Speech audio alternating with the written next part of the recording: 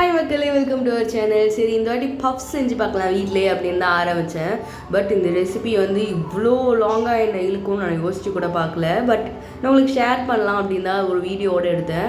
So எப்படி செஞ்சேன்னு பார்த்தீங்கன்னா, இந்த மாதிரி ஒரு சில் வாட்டரில் சுகர், அது கூட சால்ட் அண்ட் ஆயில் சேர்த்து மிக்ஸ் பண்ணி எடுத்துக்கிட்டேன். அதுக்கப்புறமா மைதா சேர்த்துட்டு, மைதா தானே ரொம்ப முக்கியம். ஸோ மைதா சேர்த்துட்டு அதில் கொஞ்சம் கொஞ்சமாக நம்ம செஞ்சு வச்ச அந்த வாட்டரை கொஞ்சம் கொஞ்சமாக ஆட் பண்ணி லைட்டாக விஸ்க் பண்ணிக்கிட்டேன்.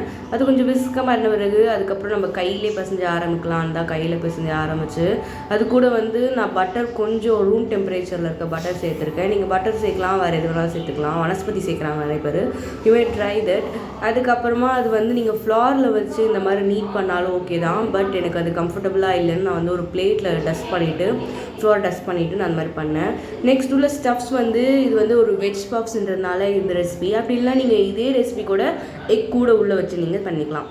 தென் இதில் ஆயில் சேர்த்துட்டு கடுகு, சீரகம், அதுக்கப்புறம் பச்சை மிளகா, பூண்டு, அதுக்கப்புறமா onion and turmeric powder and chilli powder add பண்ணியிருக்கேன். நல்லா மிக்ஸ் பண்ணிவிட்டு சால்ட் சேர்த்துக்கோங்க. சால்ட் சேர்த்து நம்ம சோயா சாஸ் சேர்த்துக்கலாம். அவ்வளோதான் ஸ்டஃப்பு. இந்த ஸ்டஃப் வந்து நீங்கள் சூப்பராக இருக்கும், ட்ரை பண்ணி பாருங்கள். இதுதான் நம்ம பஃப்ஸ்குள்ளே வைக்க போகிறோம். பட் இந்த ப்ராசஸ் ரொம்ப பெருசாக இருக்குது அப்படின்றதுனால நம்ம கண்டிப்பாக பார்ட் 2 போட்டே ஆகணும். ஒரே வீடியோவில் அதை காமிக்க முடியாது. ஸோ அந்த இதுக்கு ஸ்டே டியூன், சப்ஸ்கிரைப் பண்ணிவிட்டு பார்க்கலாம். நெக்ஸ்ட் வீடியோவில் பார்க்கலாம். பாய்.